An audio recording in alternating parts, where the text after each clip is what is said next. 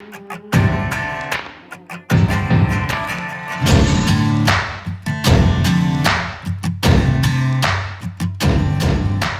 everyone, welcome back to another day of One Room Schoolhouse. Now, obviously with the news media being what it is, Fake news. It's a big word today. I mean, some people say it don't exist, and those people are When wrong. you say it's a big word, is it like huge? It's huge. It's huge. So fake news. Fake news. It happens a lot. I mean, we can even look back over the past few months. Well, I wouldn't expect you to understand.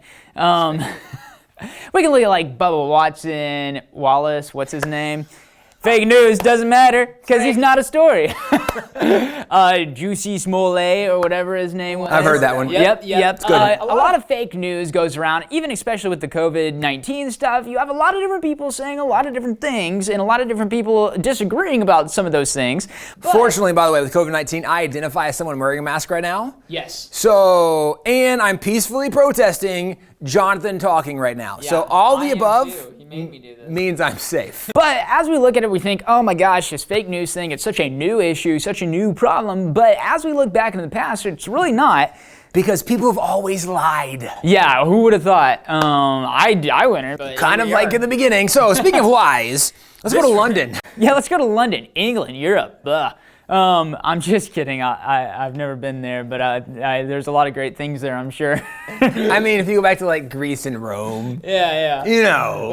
America. But this London Chronicle newspaper from January 14th, 1777 actually includes a very fun kind of conversation about fake news, even going back to that day. So let me open it up. So tragically, back in 1777, one of our heroes died. Yeah, actually. It's really sad. Really sad. Didn't know about this, and you probably, because it's been hidden from you for so long, but actually in either the late part of 1776, early part of 1777, George Washington drowned in the river. It's really sad. Really sad. And Charles Lee actually, after Washington drowned in the river, he actually took his own life out of just depression because the cause was lost and they were all... So good news for the British. We're about to win the revolution. Yeah. Is what I'm hearing right now. But as these people were finding out, that was a bit of fake news they had heard. So the correspondent from America writes to London and says, I dare say that you in London hear many absurd and groundless reports about us, which is not to be wondered at, considering that we, on the spot, hear a number of lying stories about ourselves and the enemy.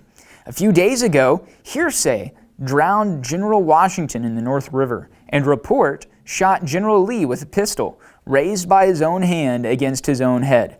However, Mr. Lee, so far from being laid low, is now posted in Westchester.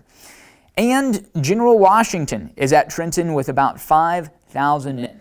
Whew, they're still alive. Still alive. They made it. After that, they did die later. But, yeah, well, they're not still alive. Right. But they made it past that. And this is really funny, right? That they're having to clarify, hey guys, so we know in England you've heard that Washington died, that General Lee killed himself. That's not really true. It's really crazy. I didn't think they had CNN back then, but apparently they must have.